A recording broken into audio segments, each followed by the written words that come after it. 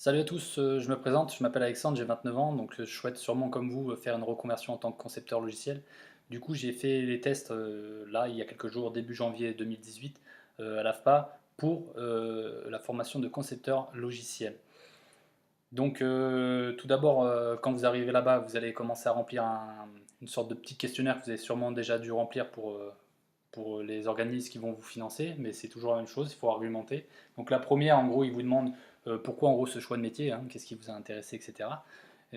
Donc là, c'est à vous d'argumenter, et bien sûr sans trop t'en faire, parce qu'après vous passez devant la psychologue des métiers, donc après il va falloir pouvoir argumenter devant elle aussi. Si vous dites des choses que vous n'êtes pas capable d'argumenter après devant elle, forcément ça ne va sûrement pas le faire. Ensuite, ils vous demandent quelles sont vos propres qualités à vous, pour voir si ça correspond aussi au métier. Donc même chose, préparez ça un peu avant, comme ça vous allez passer chez devant la feuille, et vous avez juste à dire comment vous êtes, etc., vos qualités, et vous n'allez pas galérer. Ensuite, ils vous demandent une journée type d'un concepteur logiciel. Donc là, pareil, hein, c'est pour voir aussi si vous avez fait un minimum de recherche, savoir ce que le mec, un concepteur logiciel, il fait. Donc pareil, moi je vais vous mettre, si vous voulez, après dans la description en dessous, mes propres réponses, qui sont bien sûr propres à moi. Après, ça sera à vous C'est juste à titre d'exemple que je vous les donne.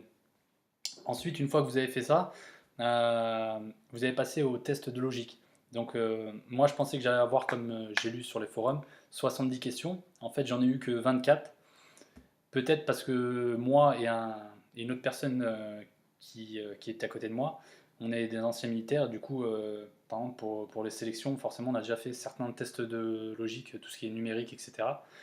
Donc peut-être que nous on les a pas eu, parce que les autres ont fait un petit truc numérique après, vous avez besoin de calculette, donc ça je sais pas. Donc moi j'ai fait qu'un test de 24 questions de logique, et le minimum qu'il faut avoir c'est 17 sur 24. Moi j'ai eu 21, et donc voilà. Je vous explique quelques exercices qu'il y a eu, comme ça au moins il y aura moins de litiges, et c'est mieux de voir plutôt que de à chaque fois lire sur les forums. Donc les exercices avec des vannes d'eau. Donc là, par exemple, le conduit où l'eau circule, donc il circule dans ce sens. Donc ils vous disent dans l'énoncé, vous avez une vanne 2 en amont et une vanne 1.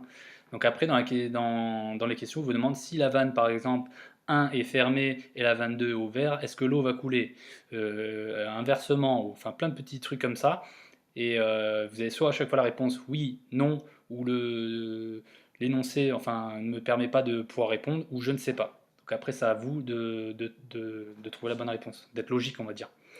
Autre exercice avec les vannes, donc là pareil, vous avez un conduit de canalisation d'eau qui va de ce sens, et dans l'énoncé, vous dites en gros qu'à chaque fois, si vous fermez une vanne, les deux autres restent ouvertes. Donc par exemple, si je vous dis la vanne G est fermée, est-ce que l'eau va couler en F? Bah là, il faudra dire oui. Est-ce que G, par exemple, est-ce que G est fermé, est-ce que l'eau va couler? Bah là, il faudra me dire, l'énoncé ne me permet pas de me dire, parce que vous ne me demandez pas, par exemple, si ça va couler en F ou en G. Donc voilà, c'est à vous de trouver et d'être logique. Ensuite, un petit exercice avec les schémas électriques. Donc là, par exemple, vous avez un circuit donc avec une lampe, et à chaque fois, ils vont demander souvent est-ce que la lampe est allumée ou éteinte. Et vous avez deux interrupteurs. Donc si par exemple, lui, il passe à chaque fois, ils vous disent par exemple, si lui, il passe sur H et lui, il est sur F, est-ce que la lampe est allumée? Est-ce que s'il est sur E et F, est-ce que la lampe est allumée? Bah non. Donc pas ça, c'est pareil. Oui, non, l'énoncé ne permet pas de répondre ou je ne sais pas. Ensuite, après, vous avez des petits exercices avec les formes. Donc moi, ce que j'ai fait, c'est que j'ai utilisé ce bouquin pour réviser tout ce qui est numérique, parce que je pensais tomber dessus, toutes les suites numériques, etc. Et ainsi que les formes, etc. Mais c'était vraiment, ce bouquin est vraiment bien, vous inquiétez pas, hein, je touche rien, aucune commission, je l'ai acheté à la FNAC pour m'entraîner. Et voilà. Donc entraînez-vous sur tout ce qui est forme. Et ensuite, vous avez des petits énoncés un peu bidons. Vous avez deux modèles dans une industrie. Avec tel modèle, la machine va tomber, je sais pas, 5 fois sur 30 en panne, et l'autre va tomber 6 fois sur 20 en panne. Laquelle tombe le plus souvent en panne? Donc là, ils vous disent c'est la A, la B, je ne sais pas. Voilà. Donc ça, c'était pour la partie logique pour moi. Ensuite, après, je suis parti faire le test d'anglais. Donc test d'anglais, à savoir qu'il faut au minimum le niveau 2 pour concepteur logiciel, donc je pense aussi pour développeur. Et je pense, je suis pas sûr, mais en ayant vu l'écran, qu'en tout il doit y avoir 5 niveaux. Donc le niveau 2 minimum pour pouvoir y aller. Donc moi je sais que j'étais un peu plus que 2, on va dire, je pense genre presque à 3. Parce que j'ai pas fini pas mal d'exercices à la fin, je me suis fait surprendre par le temps, donc attention, j'avais pas trop révisé l'anglais et voilà, je me suis fait un peu avoir. En plus, dans le centre AFPA, c'était les vieux casques, vous savez, à l'ancienne avec les radios cassettes là, qui collent pas bien l'oreille. Donc, et puis les voix vraiment avec un anglais british, quoi, donc plus l'habitude et je me suis fait un peu surprendre là-dessus. Donc avoir le niveau 2 minimum, donc essayez de vous entraîner un minimum. Et ensuite, après, on a le test informatique. Donc là, j'ai eu 30 questions. Il faut avoir apparemment, enfin ce qu'il m'a dit la psy, 20 bonnes réponses sur 30. Moi, j'en ai eu 26, donc sûrement des erreurs bêtes. Et c'est des questions relativement simples. Mais bon, après, on peut vite faire des petites erreurs si on va trop vite. Du style, j'en ai noté celle que je enfin, celle que je me rappelle, pardon.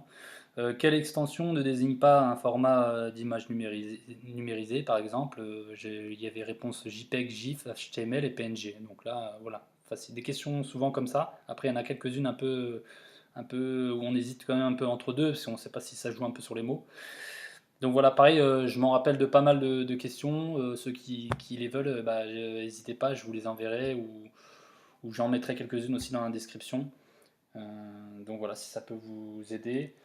Pareil, après, je vais essayer de continuer, si j'ai la chance, bien sûr, d'aller faire la formation, parce qu'après, ça dépend de mon organisme, s'il paye rapidement pour que je puisse faire celle de la session d'avril. J'essaierai de faire des vidéos de la formation et du centre AFPA, pardon, pour vraiment qu'on voit qu'on ait vraiment une bonne idée de comment est le centre, euh, comment sont faits les cours avec les formateurs, quels sont les sujets, etc.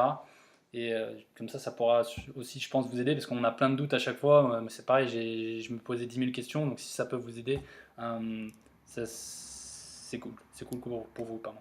Donc n'hésitez pas à mettre dans les commentaires s'il y a des choses qu'après vous voulez que je fasse une petite vidéo dessus, hein, le programme, les centres AFPA, etc. Il ne faudra pas hésiter. Et comme ça, je ferai une petite vidéo. Lâchez-moi un petit pouce et abonnez-vous, comme ça va me motiver aussi à prendre un petit peu de temps pendant que je vais devoir réviser au taquet. Parce que moi, à la base, j'ai rien de spécial avec l'informatique, hein, je suis militaire, et voilà, je me lance dedans parce que ça m'a toujours plu, quoi, et du coup, je vais devoir beaucoup bosser. Mais n'hésitez pas, je vais essayer de faire des petites vidéos à chaque fois. Donc voilà, je vous dis bon courage pour tout le monde, et puis n'hésitez pas à mettre un petit pouce. Allez, ciao!